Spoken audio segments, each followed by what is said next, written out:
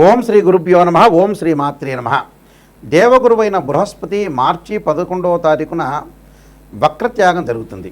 వక్రత్యాగం అంటే ఏంటంటే సాధారణ స్థితిలోకి రావటం అని అర్థం. ఉదయం 6:26 పునరుసు నక్షత్రంలో మిథున రాశిలో సాధారణ స్థితిలోకి వెళ్ళిపోతాడు. ఇక్కడ డైరెక్ట్ రిట్రోగ్రేడ్ అంటాం మనం. డైరెక్ట్ అంటే ఏంటంటే డైరెక్ట్ మార్గంలోకి వస్తున్నాడు, అంటే రిట్రోగ్రేడ్ వెళ్ళి డైరెక్ట్ మార్గంలోకి వస్తున్నాడు. అంటే వక్రత్యాగం అనేది పోయి రుజుమార్గంలోకి దేవగురువైన బృహస్పతి రుజుమార్గంలోకి వస్తున్నాడు. ఇక్కడ గురువు సంతానకారకుడు, అలానే విద్యాకారకుడు, భాగ్యకారకుడు, లాభకారకుడు, యశస్సుని, కీర్తిని, విద్యని, ఫైనాన్షియల్ పరంగా గ్రోత్ చేసే కారకత్వాన్ని వహించే గ్రహం ఏమిటి అంటే గురువు అని అర్థం. ఈ దేవగురువైన బృహస్పతి మొన్నటి వరకు కూడా వక్రస్థితిలో ఉన్నాడు.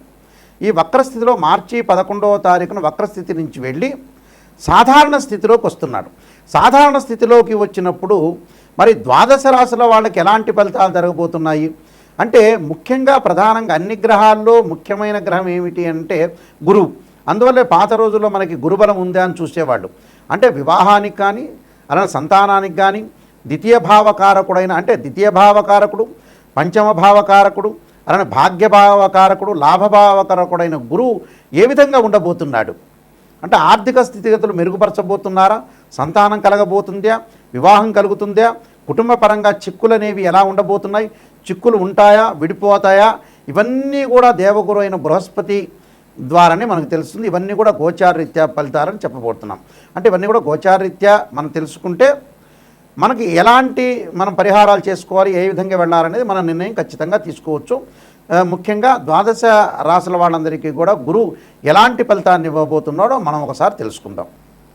మకర రాశి వారికి మార్చి 11వ తారీఖు నుంచి జూన్ 1వ తారీఖు వరకు దేవగురువైన బృహస్పతి సాధారణ స్థితిలోకి వస్తున్నాడు. మిథున రాశిలో రావటం వల్ల ఎలా ఉండబోతుంది అంటే, ఇక్కడ వ్యయాధిపతి, తృతీయాధిపతి షష్టమ స్థానంలో ఉంటాడు. షష్టమ స్థానంలో ఉండటం వల్ల డబ్బులు ఖర్చు అయ్యే అవకాశం ఎక్కువ ఉంటుంది. విదేశాలకు వెళ్ళలేకపోవటం, అలానే శుభ కార్యక్రమాలు అయితే జరుగుతాయి, శుభ కార్యక్రమాలు బాగుంటాయి. విద్యార్థులకు మిశ్రమైన ఫలితాలు వస్తాయి, అంటే మిక్స్డ్ రిజల్ట్స్ వచ్చే అవకాశం ఎక్కువ ఉంటుంది. డబ్బు పరంగా మటుకు కొంత ఆదాయ పరంగా ఇబ్బందులు కలుగుతాయి. ఇబ్బందులు అంటే ఏంటంటే ఇన్కమ్ అనేది గ్రోత్ అవుతుంది. లైఫ్ని ఎలా ఎన్హాన్స్ చేసుకోవాలి అనే విషయంలో మర్చిపోతారు. వీళ్ళు లైఫ్ని ఎలా లీడ్ చేయాలి అనే విషయాన్ని మర్చిపోయి అందరూ తన వాళ్ళు అనుకొని మోసపోయే అవకాశాలు ఎక్కువ ఉంటాయి. డబ్బులు ఇచ్చిన వాళ్ళు మళ్ళీ తిరిగి ఇచ్చే అవకాశం అనేది లేదు వీళ్ళకి. ఎలాంటి లాభాలు కలగకుండా ప్రతి విషయంలో కూడా కొద్దిగా జాగ్రత్త పడటం అనేది మంచిది. మిత్రులు కాస్త శత్రులుగా మారటం, వీళ్ళు ఎవరికైతే డబ్బులు ఇచ్చారో వాళ్ళు ఫోన్ స్విచ్ ఆఫ్ చేసుకోవటం, డబ్బులు ఇవ్వలేకపోవటం, ఇలాంటి ఇన్సిడెంట్స్ బాగా జరుగుతుంటాయి. అలానే శుభ కార్యక్రమాలు బాగా జరుగుతాయి, కానీ ఒకటవ సంబంధం, రెండవ సంబంధం అనేది మనం పెళ్లి చూపులకు వెళ్ళిన తర్వాత అది ఫెయిల్ కావటం, నచ్చకపోవటం, అబ్బాయి అమ్మాయి నచ్చకపోవటం, తర్వాత మూడవ సంబంధం కుదరటం వంటి జరుగుతుంది. విద్యార్థుల మటుకు అధిక శ్రమతో పాస్ కావాలి, అంటే ఎంతో కష్టపడాలి. వేరే వ్యాపకారాన్ని కూడా తగ్గించుకొని చదువు మీద బాగా కాన్సన్ట్రేషన్ చేసి ముందుకు వెళ్తేనే మనకు మంచి జరుగుతుంది. కాబట్టి ఇలాంటి విషయాలన్నీ గుర్తుపెట్టుకోవాలి. వాహన ప్రమాదాలు జరగకుండా చూసుకోవాలి. ఇళ్ళు కొనుగోలు చేసేవాళ్ళు బిల్డర్స్ తోటి గొడవలు జరగడం, ఓనర్స్తో గొడవలు జరిగే అవకాశాలు, అలానే పొలాల విషయంలో కూడా కొన్ని పంచాయతీలు జరగకుండా చూసుకోవాలి. పిత్రార్జిత విషయంలో కూడా అన్నదమ్ముల మధ్యలో గొడవలు జరిగే అవకాశాలు ఎక్కువ ఉంటాయి. అక్క చెల్లెళ్ళ మధ్యలో కానీ అన్నదమ్ముల మధ్యలో వివాదాలు రాకుండా చూసుకుంటే చాలా మంచిది. అనవసరమైన వివాదాలు రావటం వల్ల పెద్దగా ప్రాబ్లమ్స్ అనేవి వచ్చే అవకాశం ఎక్కువ ఉంటుంది. కాబట్టి ఏదైనా గురువారం రోజున వీళ్ళు జాగ్రత్తగా ఉంటే వీళ్ళకి మంచి జరిగే అవకాశాలు ఎక్కువగా ఉంటుంది. కాబట్టి నేను చెప్పిన పరిహారాలన్నీ పాటించాలి. దత్తాత్రేయ స్వామి యొక్క స్తోత్ర పారాయణం కానీ, దత్త కవచాన్ని చదువుకోవాలి. భయం తొలగడానికి ఆంజనేయ స్వామి యొక్క ఆరాధన చేయాలి. ఆంజనేయాయుధే వాయుపుత్రాయుధమే తన్నో హనుమత్ ప్రచోదయాత్ అనే మంత్రాన్ని గురువారం రోజు చక్కగా చేయాల్సింది ఏంటంటే, ఓం యక్షాయ కుబేరాయ వైశ్రవణాయ ధనధాన్యాధిపతే ధనం ధాన్య సమృద్ధిమే దేహిమే దాభిస్వాహ అనే మంత్రాన్ని చక్కగా చదువుకోండి. మీకు మంచి జరిగే అవకాశాలు ఖచ్చితంగా ఉంటాయి. గురువు వల్ల ఈ గోచారరీత్యా మనకి గురుగ్రహం అనేది సంవత్సర కాలం పాటు ఉంటుంది. ఒక రాశి నుంచి మరో రాశికి మారుతుంది. గురువు అనుకూలంగా ఉండటమే ప్రధానమైన విషయం. ఏమిటంటే అన్ని గ్రహాల్లో ప్రాధాన్యత సంతరించుకున్న గ్రహం ఏంటంటే గురువు. గురువు కుటుంబకారకుడు, సంతానకారకుడు, భాగ్యకారకుడు, లాభకారకుడైన గురువు అనుకూలంగా ఉంటే కీర్తి ప్రతిష్టలు, ధన వృద్ధి కలగటం, అలానే ధనవృద్ధితో పాటు లాభాలు, ఫైనాన్షియల్ పరంగా ఇన్కమ్ కలగటం, సంతానం కలగటం. సంతానం సంపదప్రదం అన్నారు. సంతానం కలిగేది గురువు ద్వారానే. కుటుంబ పరంగా ఇబ్బందులు లేకుండా ఉండటం, కుటుంబ పరంగా అన్నీ కూడా అనుకూలంగా ఉండాలంటే గురువు అనుకూలంగా ఉండాలని అర్థం. ఇప్పుడు చెప్పిన ఫలితాలన్నీ కూడా గోచారరీత్యా చెప్పబడే ఫలితాలు అంటారు. అంటే what is the difference between transit system and birth chart? Transit system అంటే ఏంటంటే గ్రహాల యొక్క మూమెంట్స్. అంటే ప్రతి నెలలో కూడా మనం రాశి ఫలితాలు చెప్పుకున్నట్టనే గ్రహాలన్నీ కూడా మారుతూ ఉంటాయి. ఈ గ్రహాలన్నీ మారుతున్నప్పుడు ఈ నెలలో ఏ విధంగా జరగబోతుంది అనేది గోచారం.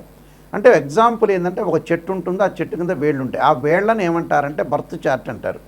ఆ వేళ్ల పైన కాండం వచ్చి కొన్ని కొమ్మలు వచ్చి కొమ్మలకి ఆకులు రావడానికి గోచారం అంటారు. ఎందుకంటే ఆ ఆకులు ఎప్పుడైనా సరే ఒక చెట్టుకి మనకు రైన్ సీజన్లో ఆకులు వస్తాయి, అలానే మనకు వచ్చేటప్పటికల్లా వింటర్ సీజన్లో అలానే ఉంటాయి, సమ్మర్ సీజన్లో కింద రాలిపోతుంటాయి. అంటే మళ్ళీ కొత్త ఆకులు పుట్టుకునే వచ్చే అవకాశం ఉంటుంది. అదే గోచారం అంటారు. బర్త్ చార్ట్ ఏంటంటే పర్మినెంట్. అదే this is the natal chart అంటారు. అంటే ఒక జన్మలగ్నం నుంచి తనుభావము, ధనభావము, తృతీయ భావము, అలానే చతుర్థ భావం, పంచమ భావాలు, అంటే ద్వాదశ భావాలని మనం అనాలిసిస్ చేస్తాం. ఉదాహరణకి తనుభావానికి రవేధిపతి, ద్వితీయ భావానికి గురువు, అలానే తృతీయ భావానికి కుజుడు, చతుర్థ భావానికి చంద్రుడు, పంచమ భావానికి గురువు, అలానే షష్టమ భావానికి కుజుడు, సప్తమ భావానికి వచ్చేటప్పటికల్లా శుక్రుడు, అష్టమ భావానికి శని. ఇలా మనం లెక్క వేసుకుంటాం. లెక్క వేసుకున్నప్పుడు గురువు ద్వితీయ భావానికి కారకుడు అవుతాడు, అలానే పంచమ భావ కారకుడు అవుతాడు, లాభభావ కారకుడు కూడా, భాగ్యానికి సంబంధించిన భావకారకుడు కూడా గురువే. అంటే అన్ని గ్రహాల్లో అతి ప్రాధాన్యం కలిగిన గ్రహం ఏమిటి అని అంటే గురువే. ఈ గురువు ఎలా ఉన్నాడు జాతకరీత్యా మనం తప్పకుండా చూసుకోవాలి. గురువు యొక్క రిజల్ట్స్ ఎలా ఉండబోతుందో చూసుకోవాలి. ప్రధానంగా గురువు కొన్ని నక్షత్రాల్లో ఉండకూడదు. అవేమిటి? అశ్విని, మఖ, మూల, ఆరుద్ర, స్వాతి, శతభిషము, దానితో పాటు పుష్యమి, అనురాధ, ఉత్తరాభాద్ర నక్షత్రంలో ఉండకూడదు. జన్మలగ్నం నుంచి 6, 8, 12 స్థానంలో కుజుడు ఉండకూడదు. జన్మలగ్నం నుంచి, ఇది కుజుడు అని చెప్పాను, ఇది కట్ చేసుకోండి జాగ్రత్తగా.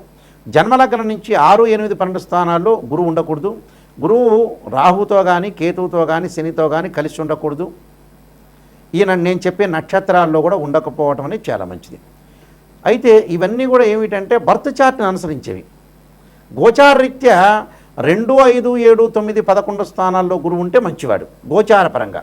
బర్త్ చార్ట్కి సంబంధించిన కండిషన్స్ వేరు, అలానే గోచారానికి సంబంధించిన కండిషన్స్ వేరు. గోచార పరంగా మటుకు 2, 5, 7, 9, 11 స్థానాలు గురువు ఉంటే మంచివాడు, మిగతా స్థానాల్లో ఉంటే మిశ్రమైన ఫలితాలు ఉంటాయి. బర్త్ చార్ట్ను అనుసరించి మటుకు వేరే విధంగా ఉంటుంది.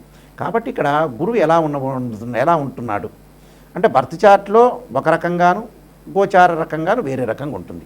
అయితే ఇది కన్ఫ్యూజ్ పడకుండా ఏ స్థానాల్లో ఉన్నారు, ఏ విధంగా ఉండబోతున్నారు, మనకి ఎలాంటి ఫలితాలు వస్తాయి అనేది ఆలోచన చేయండి. అంటే ఇక్కడ కన్ఫ్యూజ్ ఏమీ లేదు. బర్త్ చార్ట్లో ఒక రకంగా నియమాలు ఉంటాయి, గోచార రీత్యా వేరే రకంగా నియమాలు ఉంటాయి. ఇప్పుడు మనం గోచారం ప్రకారంగా చెప్పుకుంటున్నాం కాబట్టి 2, 5, 7, 9, 11 స్థానాల్లో ఉంటే గురువు మంచివాడు, మిగతా స్థానాల్లో ఉంటే మంచివాడు కాదు అని అర్థం. ఇలాంటివన్నీ కూడా ఎప్పుడు కూడా జాతకాన్ని చెప్పించుకునేటప్పుడు నెగిటివ్ అనేది చెప్పించుకోవాలి, నెగిటివ్ పాజిటివ్ రెండుగా చూసుకోవాలి. నెగిటివ్ ఏదైనా ఉంటే దాన్ని పాజిటివ్గా చేసుకోవాలి. అంతా పాజిటివ్ అనేది ఆలోచన చేయొద్దండి. ఇప్పుడు ఎందుకంటే ఒక ఆస్ట్రాలజర్ని అప్రోచ్ అయ్యేటప్పుడు నెగిటివ్ పాజిటివ్ రెండూ ఉంటాయి. గురువుగారు పాజిటివ్ని చెప్పాలని ఆలోచన చేయొద్దండి. నెగిటివ్లో ఉంచే మనం పాజిటివ్ జరిగే అవకాశాలు ఖచ్చితంగా ఉంటాయి. కాబట్టి భయభ్రాంతులు చెందాల్సిన పని ఏం లేదు. నేను నెంబర్ ఆఫ్ ఆస్ట్రాలజీ బుక్స్ రాశాను. కాలసర్పయోగము, కాలసర్పయోగ చంద్రిక, రాహుకేతులు, ఛాయాగ్రహాలు, పుత్రగణపతి వ్రతము, స్వప్నశాస్త్ర ఫలదీపిక, అలానే బృహత్పరిహార సింధు, దాంతోపాటు సర్వదేవతా గోత్రలు ప్రవర్లు పార్ట్ 1, పార్ట్ 2 ఒకటి, అలానే మీకు నవగ్రహాలకి పారాయణం చేసుకునే స్తోత్రాలు, దశమహావిద్యలకు సంబంధించిన అమ్మవారి యొక్క పారాయణం చేసుకోవటం, అలానే బృహత్పరిహార సింధు, ప్రొటెక్షన్ ఆఫ్ ఆస్ట్రాలజీ అనే నెంబర్ ఆఫ్ ఆస్ట్రాలజీ బుక్స్ రాశాను. మీరు www.nayakanti.com చూడండి, www.nayakanti.in చూడండి. ఈ బుక్స్ అన్నీ కూడా రాజమండ్రి వారి యొక్క మోహన్ పబ్లికేషన్ వారికి దగ్గర దొరుకుతాయి, రాజమండ్రి వాళ్ళ దగ్గర. అలానే నా దగ్గర కూడా ఈ బుక్స్ అనేవి దొరుకుతాయి. తప్పకుండా నిజాన్ని తెలుసుకోవడానికి మాత్రమే నాకు ఫోన్ చేయండి. ఎప్పుడూ కూడా మన లైఫ్ని ఎప్పుడు కూడా మనం మోసం చేసుకోకూడదు.